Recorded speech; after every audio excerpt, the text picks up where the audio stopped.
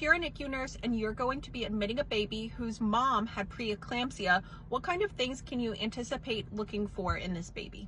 It's really important for us as NICU nurses to start to form connections between what mom's history was and what you can anticipate looking for in a newborn. That's how you develop really good critical thinking. So when we're talking about preeclampsia, we have to remember that this is going to create a hypoxic environment for a fetus. This is because preeclampsia negatively affects placental function and reduces overall blood flow to the fetus. When we're thinking about the natural consequence of a fetus not getting as much blood flow, the obvious answer that comes to mind is that the baby is going to be small. Usually these babies are small for gestational age, if not IUGR or fetal growth restricted. So as the bedside nurse admitting this baby, when you hear that this mom has preeclampsia, this might translate to you being prepared with a couple of smaller options for this baby. Maybe you have a couple different size blood pressure cuffs in some smaller sizes. Maybe you have some smaller OG Frenches, and maybe you have an isolette pre-warmed, even though this baby is 33, 34 weeks, should be able to go in a radiant warmer. Maybe you have that isolette pre-warmed to the side just in case this baby comes out a little smaller than we're anticipating. Another important thing to ask and report is if this mom is on magnesium.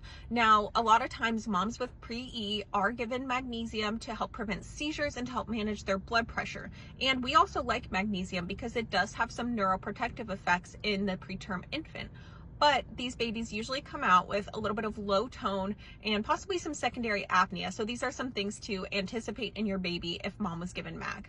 Something else we watch out for when a baby was born to a mom with preeclampsia is their platelet level and their white blood cell level. There has been a lot of correlation between moms who have preeclampsia and babies who develop thrombocytopenia or low platelets and neutropenia or low white blood cells. We don't really have a concrete answer as to why this happens. There is some information out there, and I am going to link a article in the comments talking about specifically neonatal thrombocytopenia with maternal preeclampsia. That was a really interesting read, but it's just important to note that that might be why your provider is following these babies' platelets, why they're asking you about platelets in morning rounds, and why you're drawing a platelet count in the morning on these babies. I had already been a NICU nurse for a good amount of time before one day my baby had low platelets and the provider came in and asked me, did this mom have preeclampsia? And I totally had no idea that there was any correlation. So I share that just so that you can be aware of those things if a provider asks you a similar question. I hope this video helps you understand and anticipate a couple of the things you might see in a baby when the mom has preeclampsia,